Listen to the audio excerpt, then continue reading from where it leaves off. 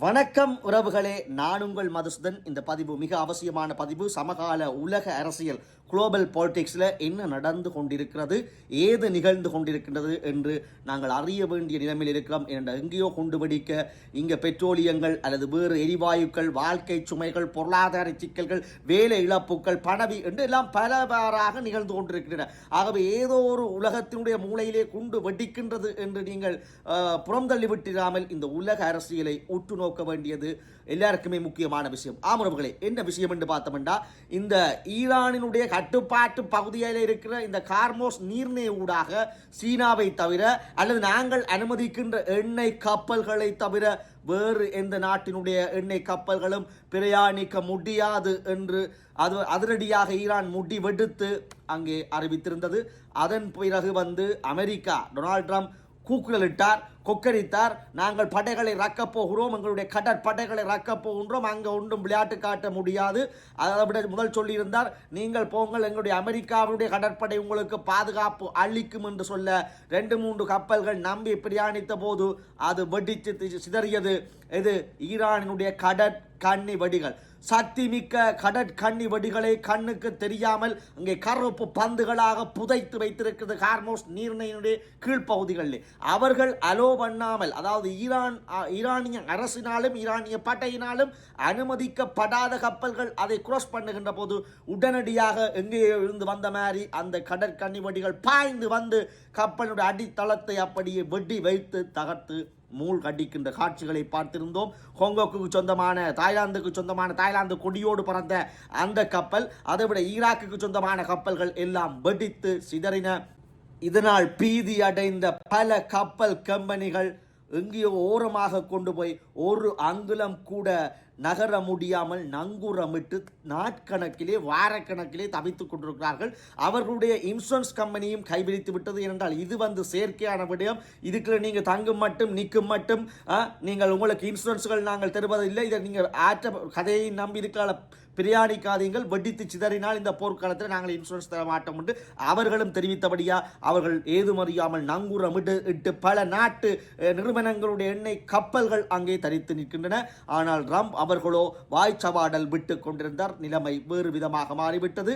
ஆகவே ஏமன் நாட்டிலிருந்து, யுஏயிலிருந்து, கத்தாரிலிருந்து போக வேண்டிய இந்த கார்மோஸ் நீர்நிலையத்தை தாண்டி போக வேண்டிய எண்ணெய் கப்பல்கள் போகவில்லை. ஆனால் சீனா நட்பு நாடுக்கு அவர்கள் அங்கீகாரம் அளித்து அனுப்பி கொண்டிருக்கிறார்கள். இதனால் கடுப்படைந்திருக்கிறார் அமெரிக்க அதிபர் டொனால்ட் ட்ரம்ப். அமெரிக்கா உட்பட, கனடா உட்பட எல்லா நாடுகளிலும், மத்திய கிழக்கு நாடு, இந்தியா, சீனா என்று எல்லா யூரோப் நாடுகளில் எரிவாயுக்கு தட்டுப்பாடு, எரிபொருளுக்கு தட்டுப்பாடு, மக்கள் நீண்ட வரிசைகளிலே நின்று கொண்டிருக்கிறார்கள். இலங்கையிலே கூட அரசு ஊழியர்களுக்கு விடுமுறைகள், தனியார் ஊழியர்களுக்கு விடுமுறைகளை விடுங்கள் என்று கேட்கின்ற அளவுக்கு நிலைமை கைமீறி போய் கொண்டிருக்கிறது. வளர்முக நாடுகளிலே அங்கே எரிவாயுக்கு தட்டுப்பாடு ஏற்பட்டிருக்கிறது. ஆகவே இப்பொழுது போரை தொடங்கி அமெரிக்காவுக்கும் இஸ்ரேலுக்கும் இது குடைசலாக இருக்கிறது. மக்களினுடைய வெறுப்பை சம்பாதித்துக் கொண்டிருக்கிறதாகத்தான் புள்ளி விவரங்கள் தெரிவிக்கின்றன. இதன் மத்தியில் இவர் சொன்னார், அவர்கள் சொன்னார், கார்மோஸ் நீர்நிலையிலே அமெரிக்க படைகள் பாதுகாப்பு வழங்கும் என்று. அதுவும் ஈடுபடவில்லை. இப்போ எங்க வந்திருக்கிறார்டா, இதுதான் முக்கியமான டேர்னிங் பாயிண்ட். நேட்டோ நாடுகளுடைய உதவியை கேட்டு இருக்கின்றார். அதாவது இந்த எண்ணெய் ஏற்றுமதி செய்கின்ற எங்கெங்க இந்த கார்மோஸ் நீர்நிலைக்கால பயன் பெறப்போகின்ற பெனிஃபிஷரிஸ் என்று சொல்லப்படுகிற பயனாளிகள் வாங்கோ, உங்களோட இராணுவ போலீஸாரை கொண்டு வாங்கோ, இராணுவத்தை கொண்டு வாங்கோ, நேட்டோ நாடுகளே வாங்கோ, கூட்டாளியாக நாங்கள் இதிலே பாதுகாப்பு வழங்கி இதுக்குள்ளால் எண்ணெயை கொண்டுருவோம். தனியாக சைனாக்காரன் மட்டும் சுவரை கொண்டு போகிறான், ஒவ்வொரு நாளும் எவ்வளவு எண்ணெயை கொண்டு போகிறான் இந்த நாட்டு இந்த நீர்நிலைகளால், மற்ற நாடுகளுக்கு கிடைக்காம இருக்குது, எல்லாரும் வாங்கோண்டு இப்பத்தான் விழித்து எழுந்தது போல அழைப்பு விட்டிருக்கிறார் டொனால்ட் ட்ரம்ப் அவர்கள் நேட்டோ நாட்டு தலைவர்களுக்கு மேலே. இந்த பின்னணியில தான் ஒரு சுவாரஸ்யமான விஷயம் இருக்கு. என்னண்டா, டொனால்ட் ட்ரம்ப் முதல் நேட்டோ நாடுகளை மதிக்காமல் கிரீன்லாந்தை கைப்பற்ற போகின்றேன், கனடாவை இணைக்கப் போகின்றேன் என்று பெரிய பரபரப்பான விடயங்களை பேசிக் கொண்டிருந்தார். இந்த தலைவர்களையும் மதிக்கவில்லை. ஆகவே நேட்டோவிலிருந்து விலகப் போறன், நேட்டோவின் கருத்து முரண்பாடு என்றெல்லாம் செய்து கொண்டிருந்தார். ஆனால் இஸ்ரேலுடன் சேர்ந்து இணைந்து ஈரானை தாக்கிய பின் ஈரானினுடைய அதியுச்ச தாக்குதல் ஏவுகணை ஈரானுக்கும் பாதிப்பு இருக்கின்றது. அது தனது அமெரிக்க இராணுவ தளங்களை கொண்டிருந்த அமெரிக்காவினால் பாதுகாப்பளிக்கப்பட்டு வந்த பக்கத்தின் நாடுகளுடைய எண்ணெய் சுத்திகரிப்பு நிலையங்கள் மிகவும் பெறுமதியான பல கொள்ளளவு கொண்ட எண்ணெய் குதங்களை எல்லாம் குறிவைத்து தாக்கியதில் நிர்மூலமாக்கப்பட்டு விட்டன. அண்மையில கூட திருப்பவும் துபாயில் தாக்கி கொண்டிருக்கிறது, கத்தாரில் தாக்கி கொண்டிருக்கிறது. இப்படி எல்லா எண்ணெய் வளங்களையும் தாக்கி அழித்து கொண்டிருக்க, அதை விட ஹார்மோஸ் நீர்முனையை மூடிவிட எண்ணெய் வர்த்தகம் பாதிக்கப்பட்டிருக்கின்றது.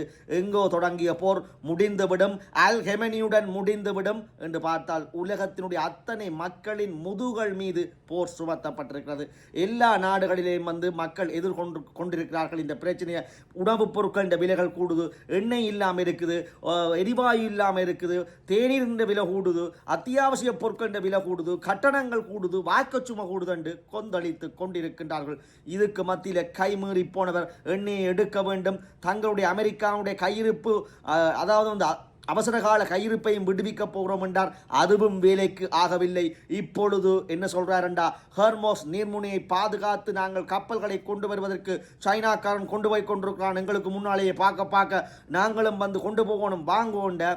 இப்போ யூகேனுடைய பிரைம் மினிஸ்டர் உட்பட, ஜெர்மனுடைய உயர் அதிகாரிகள் உட்பட, மற்ற யூரோப் நாடுகளுடைய, நேட்டோ நாடுகளினுடைய, இவ்வளவு அமெரிக்காவோட கொஞ்சி குழாவிய இந்த நேட்டோ நாட்டு தலைவர்கள் இப்பொழுதுதான் ஊடகங்களுக்கு முன்னால் திமிராகவும் கெத்தாகவும் கருத்துக்களை தெரிவிக்கிறார்கள். ட்ரம்ப் போரை எங்களுடன் கலந்துரையாடி தொடங்கவில்லை, ட்ரம்ப் எந்த கன்சர்னும் எடுக்கவில்லை. இந்த போர் என்னத்துக்காக தொடங்கப்பட்டதென்றே எங்களோட நேட்டோ நாட்டுக்கு தெரியாமல் இருக்கிறது. ஒரு செயற்கையாக திடீரென்று போய் போரிட்டு விட்டு இப்பொழுது உலக மக்களை இந்த இதுக்குள்ள இக்கட்டான சூழ்நிலைக்குள்ள அமர்த்தி விட்டிருக்கிறார்கள், புகுத்தி விட்டிருக்கிறார்கள் என்று புலம்பிக் கொண்டிருக்கின்றார்கள். அந்த ஸ்பெயின் உட்பட, ஜெர்மன் உட்பட நேட்டோ நாடுகளுடைய கரிசனை இருந்தாலும், ஈரானுக்கு எதிரான நிலைப்பாடுகள் இருந்தாலும், ஆனால் இது தங்களுடன் கலந்து ஆலோசிக்கவில்லை. இந்த போர் தேவைதானா என்கின்ற பல நிலைப்பாடுகளிலே பல யூரோப்பிய நாட்டு தலைவர்கள் இருக்கின்றார்கள். அதைவிட வெளிப்படையாக கருத்தையும் தெரிவிக்கின்றார்கள். ஸ்பெயின் ஒரு கடும் நிலைப்பாட்டிலே இருக்கின்றது. அதைவிட யூகேயும் இறுக்கமான கொள்கைகளை சில சாதகமான நிலைமைகள் எடுத்தாலும் அமெரிக்காவிற்கு, ஆனால் இறுக்கமான நிலைப்பாட்டைத்தான் அவர்களும் மேற்கொண்டு வருகிறார்கள். இந்த விடயம், இந்த ஈரானை தொட்ட விடயம் என்பது நேட்டோ நாடுகளோட கன்சர்ன் எடுக்கப்படையில்லை, ஒரு புரிந்துணர்வு செய்யப்படையில்லை, விளக்கப்படையில்லை.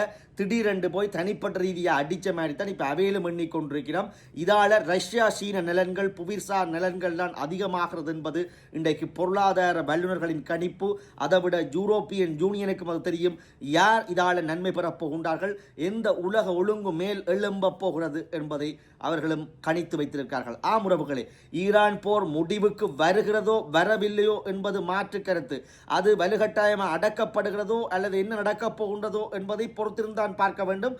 அந்த அளவு சீக்கிரம் முடிவதாகவும் தெரியவில்லை. பேச்சுவார்த்தைக்கும் அவர்கள் போகவில்லை, பேச்சில்லை, இனி வீச்சுத்தான் என்று ஈரானியர்களும் நிற்கின்றார்கள். ஆனால் ஏதோ ஒரு இணக்கப்பாடிலே பேச்சுக்கும் பெறலாம். ஆனால் இந்த ஈரானின் மீது கை வைத்த விடயம் உலக ஒழுங்கை மாற்றியமைக்கின்ற, உலக பொருளாதாரத்திலே அதாவது தீர்மானிக்கின்ற சக்திகளினுடைய ஒழுங்கு வலையமைப்பை மாற்றி அமைத்து விட்டுத்தான் இந்த போர் முடியும். மத்திய கிழக்கு மற்ற முஸ்லிம் நாடுகளுக்கும் பெரும் செய்தியை சொல்லிவிட்டுத்தான், முட்டுக்கட்டைகளை போட்டுவிட்டுத்தான் இந்த போர் முடிவுக்கு வரும். ஆகவே புதிய உலக ஒழுங்கின் மாற்றம், இது 3ஆம் உலகப் போரை நோக்கி போகாமல் இருந்தாலும் ஒரு புதிய வல்லாதிக்க பூகோள ஜியோ பாலிட்டிக்கல் ஒழுங்கு, அதை சரி செய்து விட்டுத்தான் இது ஓயும் என்பதுதான் எங்களுடைய அரசியல் விஞ்ஞான பார்வை. மீண்டும் சந்திப்போம். இப்போ டொனால்ட் ட்ரம்ப் ஆப்பிழுத்த குரங்காக நேட்டோ நாடுகளை கூப்பிட்டா ஓடி வருவாங்க என்று பார்த்தா இப்போ எல்லாரும் இவருக்கு எதிரான நிலைப்பாடெல்லாம் நிற்பது போல தெரிகின்றது. என்றால் கதைத்து பேசி செய்யவில்லை. மீண்டும் ஒரு நல்ல பதிமூடாக சந்திப்போம். பதிவு பிடித்திருந்தால் மற்றவருக்கும் பகிருங்கள். அதை விட தவறாமல் யூடியூப் தளத்துக்குள்ள போய் சப்ஸ்கிரைப் பண்ணி பக்கத்தில் மணியை பிடி தாட்டி விட்டால் மேலும் மணியான தகவலை ஆராயலாம். நன்றி, வணக்கம்.